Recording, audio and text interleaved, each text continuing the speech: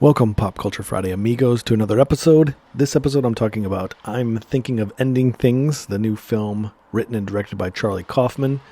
He either wrote and directed or did both on Eternal Sunshine of the Spotless Mind, an adaptation with Nicolas Cage, being John Malkovich. Long list. This movie stars Jessie Buckley from Chernobyl and Jesse Plemons. When life gives you Plemons. I wonder if he says that in his life. In any case, I don't think there will be spoilers in this, but there might be, so you might want to watch it before you do this, because I'm not really going to talk about it that long. I watched it, and it's very interesting, and it's also very tense, disturbing a little bit, in a weird way. There are a couple things I like about it, and a couple things that sort of made me go, the things that I like about it were, you can't categorize it. It's listed as like a horror/drama, and there are definitely moments where you think, oh my god, this is going to get really creepy. And I think Toni Collette, who was in Hereditary, ever since she was walking on the ceiling and banging her head on the ceiling, do you remember that? Where he chased after her. He ran up to the attic, pulled the attic. You know how they have that door for the stairs that go from the ceiling down to the next floor. He pulled the stairs up just in time, and then there was just like the sound of like that, and then the camera goes to the room below, and it's her upside down on the ceiling, banging her head really fast because it's creepy, man. Anyway. Whenever I see her now, I think horror film, and she played the father of Jesse Plemons' character. Her and her husband were just fucking bizarre, totally bizarre. This is a bizarre movie, but it's interesting. Charlie Kaufman's an interesting guy, right? So you're gonna get that for sure. But there's all kinds of weird things. I think sometimes people take things a little too seriously, so they watch it and they think, well, this doesn't make any sense. I don't understand what's going on. Well, does anything make any sense, really? It doesn't make any sense, what, relative to your normcore life? Don't worry, I got one too. But, you know, it's kind of what you expect. A lot of it takes place in a car in the winter in the Midwest. Oh, boy, I could feel that. You know, anybody who grew up in a snowy region or lives there now, you know what I'm talking about. Those deep, dark winter nights where if things break down or your heat goes out, might be curtains for you. And a lot of it has to do with relationships. Basically, I'll give you the quick gist. Jessie Buckley is the girlfriend of Jesse Plemons, and she goes on a road trip with him to meet his parents, and then they're coming back that night. They're not staying. It's a big snowstorm, and the whole time she is sort of narrating, and so we're hearing her thoughts about the situation, and she basically views him as like not an important boyfriend at all. Like she would break up with him if they didn't have this thing. And so the title, I'm Thinking of Ending Things, could be about that, but it has such a like kind of a depressing undertone to it. Scary, depressing, anxious, uncertainty. All those things are lying underneath the sort of the monotony of life, the wonder what the hell we're doing here, which I think anybody who's alive right now in 2020, you can kind of sense, you can understand or relate to that sense. So it's a lot of that, but then it gets weird. And you just have to watch it. I'm not going to spoil it for you. I think you should definitely watch it. It's on Netflix. And let me just tell you something real quick, just between you and me. All right? So I'm listening to a review of this by Mark Kermode and Simon Mayo. I love their show. They're kind of like film douches. Buffs. If they ever hear this, I'll apologize to them. They're not. I love them. I wouldn't listen to them if I didn't respect them. And apparently, by the way, in the UK, they've opened movie theaters. So, because Mark Kermode was saying how he saw Tenet, the new film by Christopher Nolan, in the theater. And, whatever. I'm a little jealous. But I guess if your country handles things better, I guess you get to have things like that. So, anyway, they weren't impressed with this film. And Simon Mayo was making some great jokes about this film. They basically think that Charlie Kaufman, even though they think he's a genius and is capable of making genius films, they basically found it self-indulgent.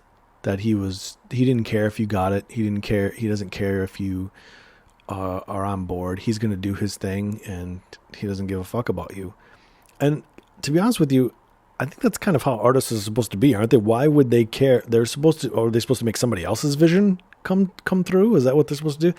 So I'm just telling you that so that you know that this is going to be a challenging film. But there are going to be moments where you're kind of like, they have this dinner at his parents' house, and it's just kind of like, oh my God, this is going terribly. Just awkwardness, but it's interesting. And then there are things that happen that make you think, like, is this going supernatural? What the hell? But the overall feel of it has me thinking about the current pandemic situation and the uncertainty around everything. And it sort of felt like, watching it, like, this is not the movie that I need to be seeing right now. It's sort of like if I'm in like a depressed mood, I don't listen to Radiohead. I might listen to Brian Eno, Thursday Afternoon. That's a good one. Or, something Steve Reich-like.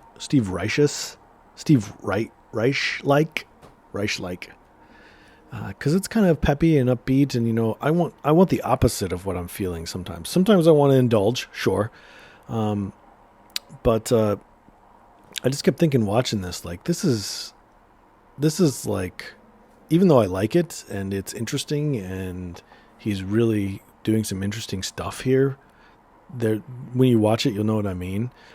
But I just kept thinking, like, this is not what we need. And let me tell you what I mean by that. Like, a lot of people were taken by surprise in this quarantine, obviously. And they didn't quarantine in the way that they probably would have wanted.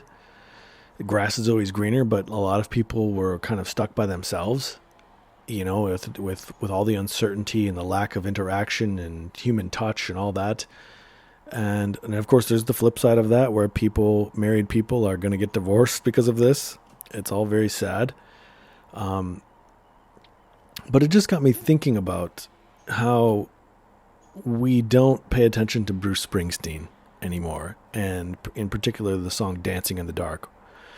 Right at the end when he says, I wish I could remember how the setup is. But essentially the line is, you can't start a fire worrying about your little world falling apart. You can't start a fire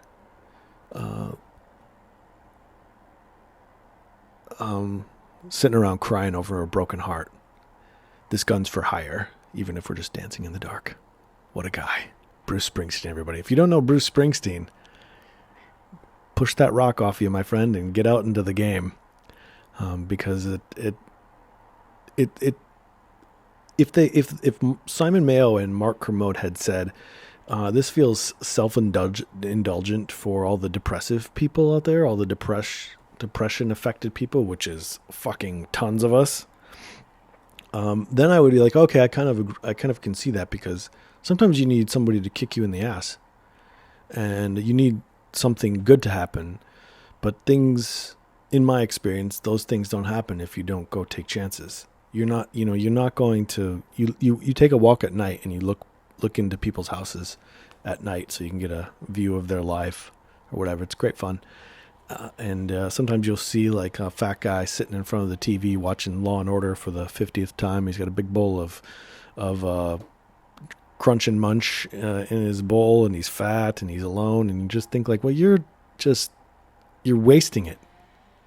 You're not living. You're just waiting to die. And so why would anything happen to you if that's what you were doing? And this isn't a judgment thing, because I do the same thing.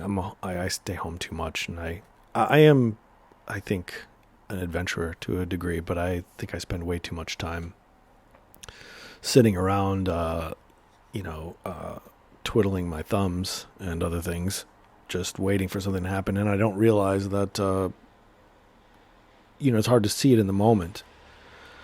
And getting back to what this movie is about, it just made me think, like, you're riding in this car with this guy that you don't even really like, and you're going to his parents' house. What are you waiting for?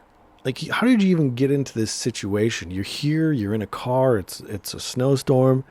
Why didn't you, before you get into the car, said, you know what, I can't do this. You seem like a nice person, but I can't do this. This is not right. I got to go out and find what I want or what I need. And then he should go, you know what? I'm glad you told me that, because I then we can still be friends, but I don't want to spend any more time doing things that aren't going to lead to where I want them to. So thank you for telling me that. Let's make the changes. Make that change, as Michael Jackson said. For once in my life, it's gonna feel real good. It's gonna make a difference. Gonna make it right. I think I got those lyrics right. Call in if I got those lyrics wrong. Tweet at me at Pop Culture Fridays on Instagram. Send me a message, private message. Come on now. I like to get private messages. Send me an email. thisiswhereyouare.com. So anyway, my point is that here we are, and if pandemic COVID has taught us anything, it's that when you get your chance next, even if we have to wait for it a little bit or a long bit, you gotta fucking go after it. And I don't know if this movie is going to be, it might be interesting, but I don't know if it's going to lift you out of a funk if you're in it. I think it might put you in one. There's this really interesting story if you listen to Joe Rogan, whom I love, and Duncan Trussell, two guys, those two knuckleheads pulled me out of some deep places in 2013, 2012, 2013, 2014. Dark friends, dark. And Duncan I guess he had just gotten divorced. This was a long time ago. They were telling the story, and I heard them tell it again on a recent podcast episode on Rogan's show. And Duncan was telling the story about how he was divorced and he didn't have a home. And Joe was like, come live with me, man. It's okay. Take you in. And it was a transitional period for Duncan, right? I'm saying this like I know them, but I'm just relaying the story to you. And somehow at the beginning of this, Joe got into Duncan's car, and Duncan already had the music going. He was listening to Elliott Smith. And I love Elliott Smith. But he said when they were driving up to his house and that music was on, Joe just kind of looked at him and just told him straight up, like, you can't listen to this stuff, man. You're in a funk. You're trying to get out of a funk. This is not going to help you. That's going to hurt you. It's going to keep you there in that state. And Duncan was saying how he was so right. And it did help for him to say that. And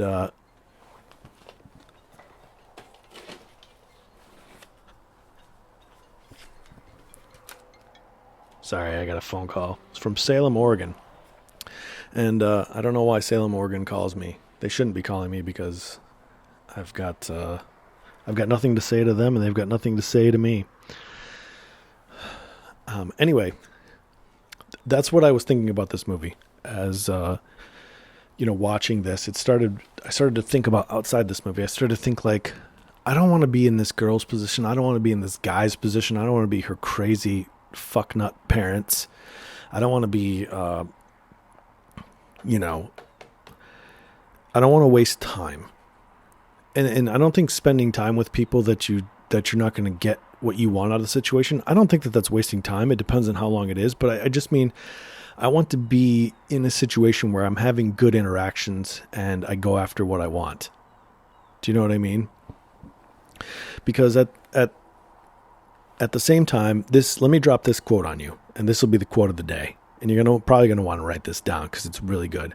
I was listening to Impact Theory, the podcast, and there was a guy on there named Jay Shetty, who's a former monk. And he was going through a rough period himself.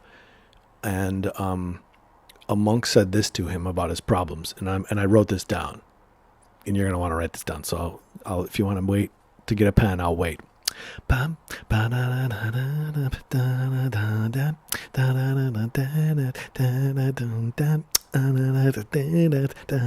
Okay. Here's the quote. Just as there are people that you love and don't love you back, there are people in your life right now investing in you, loving you, that you've forgotten about. And so you got to ask yourself, is that true? Is that true? And that's what hit me so hard about this movie, is that she and he and all of us are continuing to look for something that's looking for us too. And we don't look in the right places, or we think we're looking in the right places, but we're not. Are the people in your life right now, the ones who are investing in you and loving you, are you forgetting about them? You know?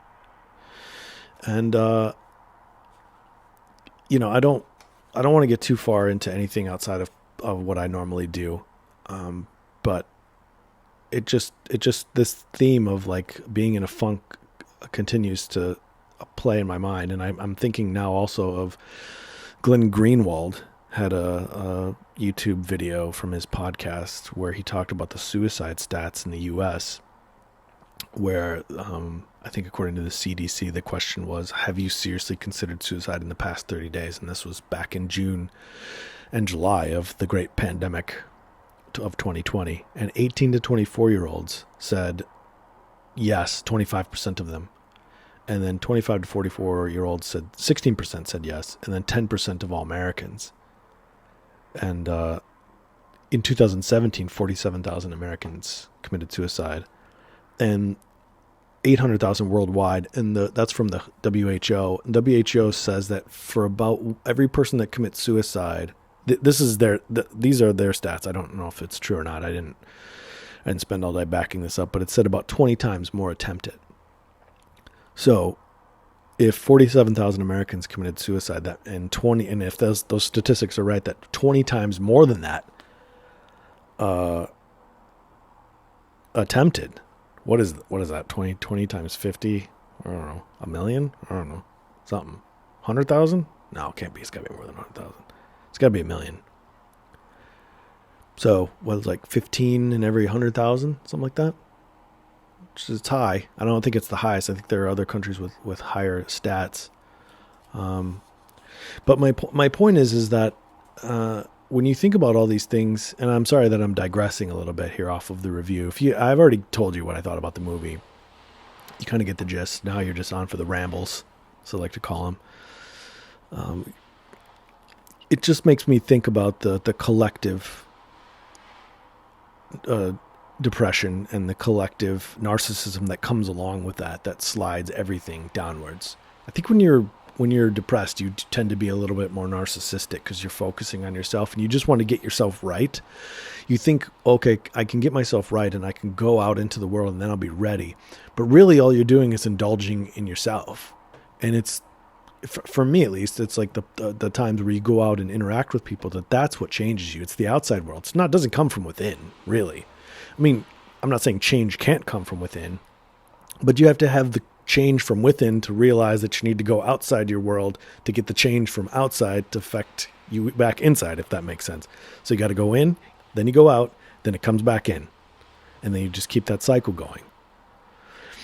And for anybody who's listening to this outside of the United States of America, I don't know where you're listening to this from, but there are added things that we have, I think.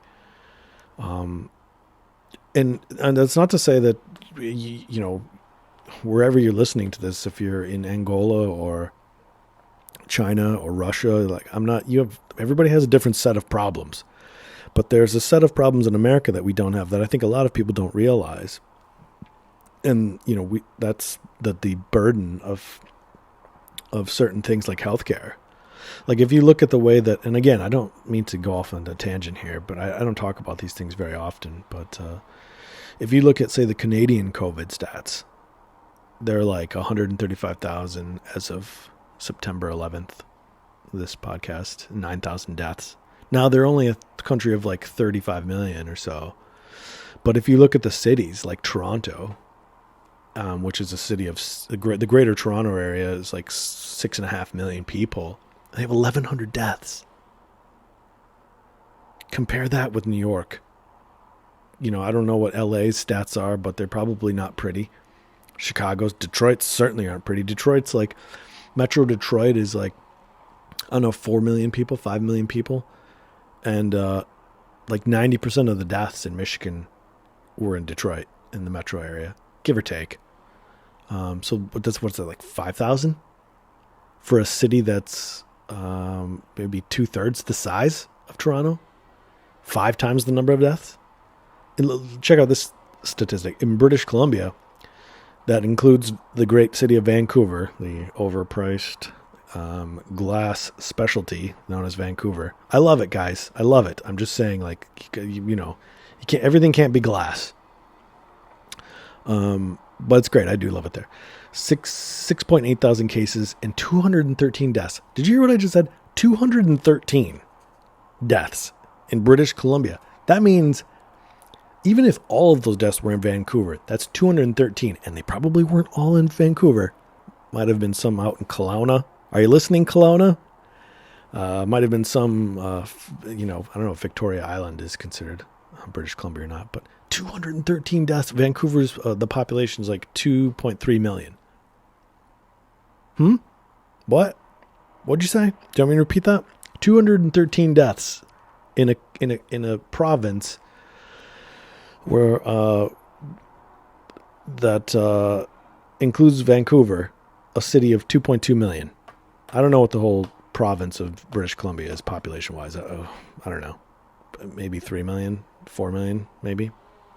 Probably not many more than Vancouver's population. And so my point is that I only know I'm only talking about the American experience here, but I mean, this applies to everybody. I mean, people are watching Charlie Kaufman films everywhere and feeling that depressing thoughts. Those depressing thoughts. But I think my point is that I think it hits harder in places where you've been hit harder for a long time. And I think when you're CTD, circling the drain, things maybe are a little bit more impactful that shouldn't be. Do you know what I mean? Like, you could have one thing go wrong and then the whole fucking ship sort of turns over the side, or maybe even capsizes. Whereas, you know, other places you maybe have better safety nets, things like that. This is going on way too long. But you take my point. The point of all this is this movie is going to depress you, and you should be prepared for that. I think it's a good movie. I think you should watch it for sure. But I think you should keep all those things in mind. And more importantly, I think you should keep Jay Shetty's quote in mind about, you know, there are people, you're searching for love and you maybe aren't finding it. But are there things in your life right now that are searching for you and waiting for you to love them, and you've forgotten about them? I think that's the most important thing of this podcast. All right. Pop Culture Fridays. You can go to thisiswhereyouare.com if you want to see some more episodes. Follow us on YouTube. Subscribe. Click on the notification things. Leave a comment. Share it. Like some stuff. Listen, this thing is starting to happen, baby. I know my goal this year was to get one episode with 1,000 views, and the Mulholland Drive episode is over 900 at this point, I think, or close to it. I've got a couple others that are over 300. You know, I'll take it. That's all I wanted for this year. And thank you to everyone who's listening to this for helping to make that happen. Also, there's some merch, some hot merch on thisiswhereyouare.com. Got some hot coffee mugs. Because, you know, when the heat gets hot, you got to get that hydration going, or whatever you want to do. Fill it with safety pins. I don't care. Don't drink those, but just do whatever you want with them. You know, clip your homemade patches. Remember patches? I got to get a coat. I'm gonna get a coat this year. Put some patches on it. This is everything's changing. You got to go with the flow. All right. You can follow us on Instagram at Pop Culture Fridays. That's the place to be. I'm not even going to tell you Twitter's Culture Fridays, but I don't go on there. I'm slowly trying to die social media wise, except for Instagram. I think that one's going to be around for a long time. All right. I'll see you next week. Thanks for listening. Take care. Send me an email. Love to get emails. Tell me about your COVID stories. By the way, that's going to be an episode I want to do at some point. And I'll tell you this one last thing.